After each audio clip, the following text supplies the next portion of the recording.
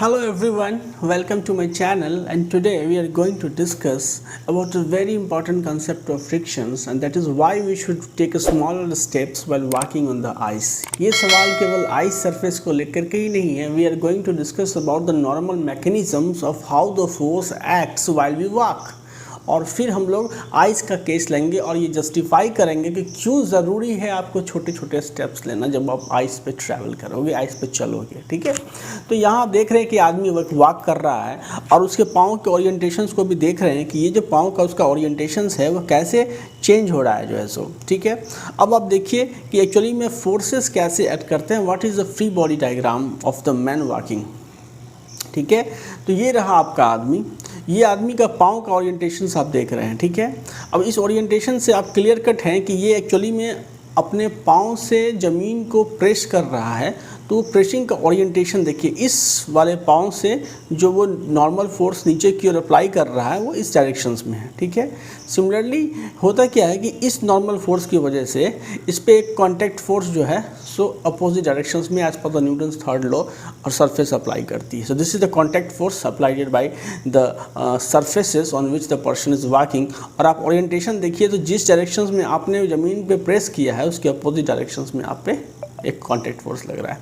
Similarly आगे वाले पाँव को देखिए, वो क्या कर रहा है, तो उस पर जो प्रेस कर रहा है वो ब्लू वाले लाइन से इंडिकेटेड है जो ब्लिंक भी कर रहा है. You can see how the forces are oriented. तो आगे वाले पाँव से जब वो प्रेस कर रहा है तो उसके अपोजिट में ये कॉन्टैक्ट फोर्स जो है सो पर्सन्स पे अपवर्ड डायरेक्शंस में ऐड करता है. So these are the contact force. Naturally आप देख सकते हैं कि जो कॉन्टैक्ट फोर्स अप्लाई हो रहा है वो किस डायरेक्शंस में है. एक तो आपका इस डायरेक्शंस में है, ठीक है, और दूसरे लेग पे जो कॉन्टैक्ट फोर्स है वो इस डायरेक्शंस में है. तो कहीं ना कहीं कॉन्टैक्ट फोर्स का दो कंपोनेंट तो पिक्चर में ज़रूर आ रहा है. एक कंपोनेंट है इधर, ठीक है, और दूसरा कंपोनेंट है इधर. ओके, सिमिलरली यहाँ भी एक कंपोनेंट है इधर की ओर और दूसरा कंपोनेंट है फ्रिक्शन फोर्स का इधर की ओर. ये लग रहा है लेग वन पे, लेग वन, और ये है लेग टू, और ये क्या है, these are the contact force. Okay, these are the contact forces.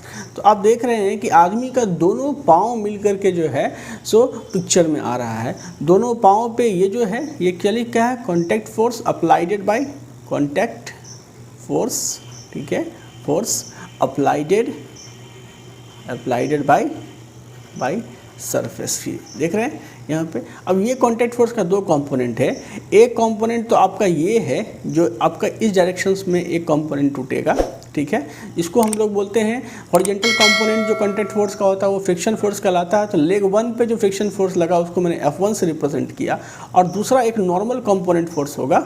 ठीक है, दूसरा इसका एक इस कॉन्टैक्ट फोर्स का एक नॉर्मल कंपोनेंट होगा. तो ये यहाँ पे रिप्रेजेंट होगा इस लाइन से. सिमिलरली इधर की ओर एक छोटा सा फ्रिक्शन फोर्स का कंपोनेंट निकलेगा F2, ठीक है, दूसरे लेग पे, और एक वर्टिकल कंपोनेंट निकलेगा. तो कहीं ना कहीं आप कह सकते हो ये जो आप देख रहे हो, क्योंकि आदमी क्या कर रहा है कि उसका मूवमेंट आगे की ओर हो रहा है, इसलिए ये जो कंपोनेंट है दिस कंपोनेंट मस्ट बी, ये जो कंपोनेंट आप F1 देख रहे हो it must be the friction. ये जो फ्रिक्शन है F1 it should be greater than the friction F2 जो उसके आगे वाले पाँव पे लग रहा है. और अल्टीमेटली क्या होगा कि ये फ्रिक्शन फोर्स बढ़ा है तो नेट जो फॉरवर्ड फोर्स क्या लगेगा, फॉरवर्ड फोर्स जो नेट उस पर एक्ट करेगा वो क्या होगा, तो friction force F1 minus F2. यही नेट फॉरवर्ड फोर्स है जो आपको क्या कर रहा है, आगे की ओर जाने में मदद कर रहा है. ठीक है, ये क्या है, फॉरवर्ड फोर्स है which is helping you to move forward. तो आपने देखा कि आपके पाँव के द्वारा लगाया हुआ फोर्स की वजह से आपका एक जो वर्टिकल कंपोनेंट है, ये जो आप देख रहे हैं वर्टिकल डायरेक्शन में जो दो कंपोनेंट टूटा, तो दोनों लेग मिल करके आपके वेट को बैलेंस कर रहा है. और हॉरिजॉन्टल कंपोनेंट के रिजल्टेंट की वजह से आप जो है सो क्या कर रहे हैं, फॉरवर्ड मूव कर रहे हैं. तो कहीं ना कहीं आप ये कह सकते हो कि अगर दोनों लेग पे लगने वाले सारे फोर्सेस का रिजल्टेंट ले लो तो कहीं ना कहीं कह सकते हो कि आदमी पे एक रिजल्टेंट फोर्स जो है, resultant contact force surface apply करता है. दोनों लेग का रिजल्टेंट कॉन्टैक्ट फोर्स हो गया मेरा ये, this is the contact force F. ठीक है, अप्लाइडेड बाय द सरफेस, ठीक है, ऑन द मैन. ठीक है, ये रिजल्टेंट कॉन्टैक्ट फोर्स हो गया. दोनों लेग के जो वर्टिकल और हॉरिजॉन्टल को जब आपने कंबाइन कर लिया तो, या फिर ये जो फोर्सेस हैं, ठीक है, जैसे मान लो ये कैपिटल F1 है और ये कैपिटल F2 है, तो इन दोनों का रिजल्टेंट जब ले लिया तो ये F जो हो गया वो क्या है, रिजल्टेंट कॉन्टैक्ट फोर्स. क्या है ये, रिजल्टेंट कॉन्टैक्ट फोर्स है। और इस कॉन्टैक्ट फोर्स का दो कंपोनेंट हुआ, एक तो नेट फ्रिक्शन फोर्स जो यहाँ इस तरफ लगा और एक जो नॉर्मल रिएक्शन फोर्स इस तरफ लगा। तो कहीं ना कहीं जो ये नॉर्मल फोर्स है, ठीक है, एक्चुअली में F का जो नॉर्मल कंपोनेंट है, कॉन्टैक्ट फोर्स का जो नॉर्मल कंपोनेंट है, वो आदमी का जो वेट mg नीचे की ओर लग रहा होता है उसको बैलेंस करता है। मतलब आप लिख सकते हो कि N इज इक्वल टू क्या चीज़ mg। ये हो गया आपको वेट को बैलेंस कर रहा है, N हो गया क्या चीज़ normal reaction by the surface, और जो फ्रिक्शन फोर्स F है वही आदमी को एक्सिलरेट करवा रहा है, आगे की ओर मूव करवा रहा है। तो अगर मान लो कि आदमी ए एक्सिलरेशन से मूव कर रहा है तो आप ये भी लिख सकते हो कि F जो रिजल्टेंट फ्रिक्शन फोर्स है this is equal to the mass of the person into acceleration a. तो यही है मैकेनिज्म वॉकिंग का।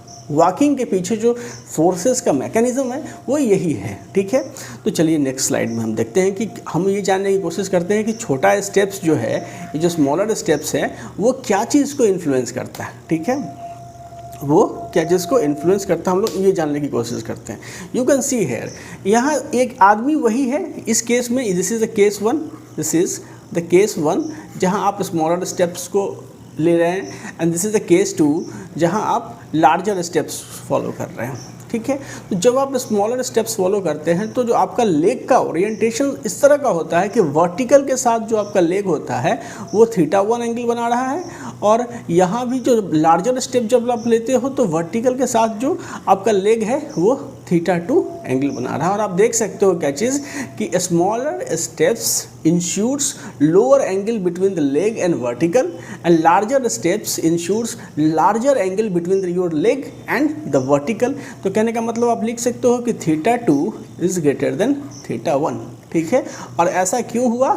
Because of your steps orientation, ठीक है। तो अब होगा क्या चीज़ कि आप पे जो ये कॉन्टैक्ट फोर्स लग रहा है, ये जो कॉन्टैक्ट फोर्स है ये एक्चुअली में क्या लगा, कौन लगा रहा है, ये लगा रहा है आपको अर्थ सरफेसेस लगा रहे हैं, ठीक है। इसका एक कंपोनेंट टूटा, ठीक है, ये देखिए ये जो कंपोनेंट है ये है फ्रिक्शन फोर्स इस वाले मतलब लेग पे जो लग रहा है कॉन्टैक्ट फोर्स इसका, और ये जो है ये क्या फ्रिक्शन फोर्स बैकवर्ड डायरेक्शन में आपके आगे वाले पाँव पे लग रहा है। सेम उसी तरह से ये जो आपका कॉन्टैक्ट फोर्स हुआ उसका एक कंपोनेंट हुआ इधर, और ये इसका इस फोर्स का एक कंपोनेंट इधर की ओर हुआ जो मैंने पिछले स्लाइड में बताया है। और एक नॉर्मल कंपोनेंट भी होता है जो कि इसका जब आप ब्रेक करोगे तो ये नॉर्मल कंपोनेंट तो टूटेगा ही, इस तरह से इस फोर्स का भी जो एक नॉर्मल कंपोनेंट टूटेगा। तो मैंने बात की थी पिछले स्लाइड में नेट रिजल्टेंट फोर्स में, ये दो कॉन्टैक्ट फोर्स का, ये जो दो कॉन्टैक्ट फोर्स आप देख रहे हैं इसका एक रिजल्टेंट फोर्स मैं जूम करता हूँ, and this is the resultant contact force on men's legs from the surface के द्वारा जो नेट रिजल्टेंट कॉन्टैक्ट फोर्स लगा F1 ये है जब आपका लेग स्टेप्स छोटा था, और इस केसेस में जो नेट कॉन्टैक्ट फोर्स लगा वो क्या है, F2 है, resultant contact force F2। Actually में ये दोनों कॉन्टैक्ट फोर्स का रिजल्टेंट है, दोनों पाँव पे तो आपको कॉन्टैक्ट फोर्स लग रहे हैं ना, तो उसका रिजल्टेंट जो है F1 F2 है। तो इसका क्या होगा कि और एंगल ऑफ ओरिएंटेशन जैसा कि यहाँ θ2 था θ1 था, तो नेट की वजह से ये ओरिएंटेशन आपका रहा।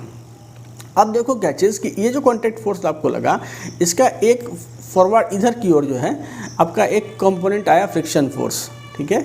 इसकी वजह से यहाँ पे ये कंपोनेंट फ्रिक्शन फोर्स हुआ F1, ठीक है।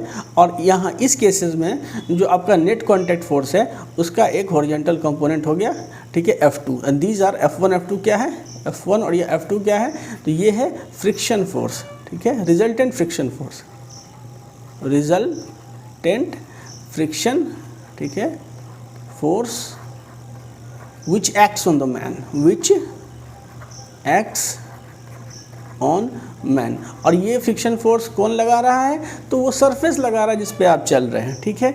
अब देखो यहाँ से कि ये जो F1 है तो F1 cos थीटा, मतलब इसका ये जो प्रोजेक्शन होगा यहाँ पे ये क्या होगा, F1 cos थीटा।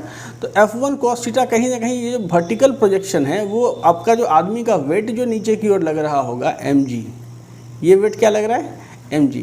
तो ये वर्टिकल जो फोर्स है F1 cos थीटा एक्चुअली में ये इसे मान लो आपका फ्री बॉडी डायग्राम हुआ वर्टिकल डायरेक्शन में, तो आप पे एक वेट लग रहा है नीचे की ओर, ये वेट क्या हो गया mg। और जो रिजल्टेंट कॉन्टैक्ट फोर्स था F1 तो उसका जो वर्टिकल कंपोनेंट था F1 cos थीटा, ठीक है, F1 cos थीटा। तो ये दोनों फोर्स काउंटर बैलेंस कर रहा है तभी तो आप खड़े हैं, इसलिए F1 cos theta is equal to mg, ये इस केसेस में हो गया। उसी तरह से यहाँ के केस में जब कॉन्टैक्ट फोर्स F2 था तो यहाँ भी जो ये इस डायरेक्शन में जो प्रोजेक्शन होगा यहाँ से F2 cos थीटा, तो ये F2 cos थीटा क्या करेगा, अब देखो यहाँ ये आपका वेट हो गया, नीचे आपका वेट काम कर रहा है mg, फ्री बॉडी डायग्राम बना रहा हूँ मैं, और ऊपर जो है सो कॉन्टैक्ट फोर्स क्या एक्ट कर रहा है, तो F2 cos थीटा। तो ये mg is equal to F2 cos theta, क्योंकि आदमी तो वही है, लेकिन और इसका जो कॉन्टैक्ट फोर्स का ओरिएंटेशन सिर्फ चेंज हुआ है लार्जर और स्मॉलर स्टेप्स की वजह से। तो ये F2 cos theta 2 is equal to mg, मैंने यहाँ थीटा 2 है ये कर दिया, यहाँ पे थीटा 1 mg कर दिया। फिर अब हॉरिजॉन्टल कंपोनेंट लो, जो नेट हॉरिजॉन्टल कंपोनेंट जो फ्रिक्शन फोर्स कहला रहा है वो क्या होगा, F1 इसका F1 sin थीटा, तो F1 फ्रिक्शन फोर्स हो गया F1 sin थीटा 1, और ये हो गया F2 sin थीटा 2। तो कहीं ना कहीं दो इक्वेशंस यहाँ बन गया और दो इक्वेशंस यहाँ, दोनों केसेस में हमने फोर्सेस का कंपोनेंट लेकर के आपको बताया। एक बात आप समझ में आ रही होगी कि ये जो फ्रिक्शन फोर्स F1 या F2 है, यही है net forward force acting on the man, net forward force, ठीक है, forward force acting on the man, ठीक है, यही है net forward force acting on man, और इसी फोर्स की वजह से इंसान चल पाता है। तो ये फोर्स कौन प्रोवाइड करता है, सरफेस प्रोवाइड करता है, ठीक है। और आप एक बात जान लीजिए कि सरफेस का फ्रिक्शन प्रोवाइड करने का अपना एक लिमिटेशन है, ठीक है, क्योंकि जैसे ही आप उसके औकात से, उसके लिमिटेशन से ज़्यादा फ्रिक्शन मांगोगे तो वो आपको नहीं प्रोवाइड कर पाएगा, आपका पैर स्लिप कर जाएगा और आप क्या करोगे, तो वहीं गिर जाओगे जो है सो। तो ठीक है, चलिए move on to the next slide. So you have derive the resultant, okay, आपने निकाल लिया कि F1 sin theta 1, F1 is equal to F1 sin theta 2, F2 is equal to F2 sin theta 2, ठीक है। तो अब इस दोनों इक्वेशन से लोगे तो तुम इसको सॉल्व करो, F1 की वैल्यू जब इस इक्वेशन से निकालोगे तो ये F1 बराबर क्या आ जाएगा, F1 is equal to mg by cos theta 1, और यहाँ से जब तुम F2 निकालोगे तो F2 is equal to mg by यहाँ से cos थीटा 2। अब इस F2 की वैल्यू तुम यहाँ सब्स्टिट्यूट करो, इस F1 की वैल्यू यहाँ सब्स्टिट्यूट करो, तो अल्टीमेटली क्या आया, तो F1 इज इक्वल टू क्या चीज़, तो mg tan थीटा 1, और यहाँ से F2 is equal to mg tan theta 2, जो आपने निकाला वही आएगा। यहाँ से देखो यही निकाला, और इससे जो है सो ये चीज़ mg tan theta 2 tan theta 1 ये निकल गया। अब आप देखोगे क्या चीज़ कि जब ये निकला तो अल्टीमेटली आपने क्या निकाल लिया कि जो फ्रिक्शन फोर्स जो इस डायरेक्शंस में सरफेस आप पे प्रोवाइड करेगा वो F1 क्या है, mg tan थीटा 1, और इस डायरेक्शन में जो फ्रिक्शन फोर्स आप पे लगेगा F2, वो F2 क्या है, mg tan थीटा 2। क्योंकि जब आप स्टेप्स ये जो है, जब आप स्टेप्स लार्जर ले रहे हो तो उस समय जो एंगल बन रहा है थीटा 2, ठीक है, ये कब बन रहा है, वर्टिकल के साथ आपका लेग का एंगल है जब ये लार्ज स्टेप्स आप लेते हो, क्या लेते हो, लार्ज स्टेप्स, ठीक है, और ये ग्रेटर देन हो जाता है थीटा 1 से। ये एंगल कब बनता है आपका लेग का वर्टिकल के साथ, जब आप स्मॉल स्टेप्स लेते हो। तो कहीं ना कहीं थीटा 2 ग्रेटर देन थीटा 1 है, इसका मतलब आप ये समझ जाओ कि आपका फ्रिक्शन फोर्स F2 का वैल्यू ग्रेटर देन F1 आ गया। तो आदमी तो सेम ही है, लेकिन जब उसने लार्जर स्टेप्स फॉलो किए तो उसको आगे बढ़ाने के लिए, ठीक है, उसको आगे बढ़ाने के लिए जो फ्रिक्शन फोर्स की रिक्वायरमेंट थी वो ज़्यादा हो गई इन कंपैरिजन टू जब उसने स्मॉलर स्टेप्स को फॉलो किया, ठीक है। अब फ्रिक्शन फोर्स की रिक्वायरमेंट जब ज़्यादा हो गई लार्जर स्टेप्स लेने पे, तो इसका मतलब क्या है कि वो फ्रिक्शन फोर्स आपको आइस सरफेस प्रोवाइड कर पाएगा कि नहीं कर पाएगा, ये चीज़ यहाँ निकाला गया है। और ये चीज़ आपको निकालना है कि आपका जो फ्रिक्शन फोर्स का रिक्वायरमेंट तो आपने ज़्यादा डाल दिया, अब आइस का फ्रिक्शन कोफिशिएंट 0.01 या 0.5 के आसपास होता है, क्या आइस आपको उतना फ्रिक्शन फोर्स प्रोवाइड करने के लिए सक्षम है, नेचुरली नहीं है। तो जब आप उससे फ्रिक्शन फोर्स लार्जर स्टेप्स लेकर के ज़्यादा अमाउंट ऑफ फ्रिक्शन फोर्स मांगोगे आगे बढ़ने के लिए और आइस आपको देगा नहीं, तो कहीं ना कहीं फिर आपका पाँव स्लिप करेगा, उस पॉइंट पे काइनेटिक क्या होगा, उस पॉइंट पे जो है सो आपका पाँव क्या कर जाएगा, स्लिप कर जाएगा, और स्लिप करेगा तो आप नीचे गिर जाओगे। तो यही मेन रीज़न है कि the requirement of the friction force from the surface to balance the weight, ठीक है, and balance the weight and, और साथ में क्या चीज़, एंड मूव फॉरवर्ड, क्योंकि आपको तो आगे चलना है। तो टू बैलेंस द वेट तो आपका कॉन्टैक्ट फोर्स का नॉर्मल कंपोनेंट कर रहा है, उसका तो टेंशन ही नहीं लेना है। But to move forward in cases of larger steps are more than that of the smaller step. Friction force का रिक्वायरमेंट क्या है? जब आप लार्जर स्टेप्स लेते हो तो उस केसेस में आपको आगे बढ़ाने के लिए फ्रिक्शन फोर्स की रिक्वायरमेंट बढ़ जाती है। अब इस रिक्वायरमेंट को फुलफिल करने के लिए आइस सक्षम नहीं है, क्योंकि ice have a very low friction coefficient. समझिए इस चीज़ को, आइस का फ्रिक्शन कोफिशिएंट बहुत कम होता है।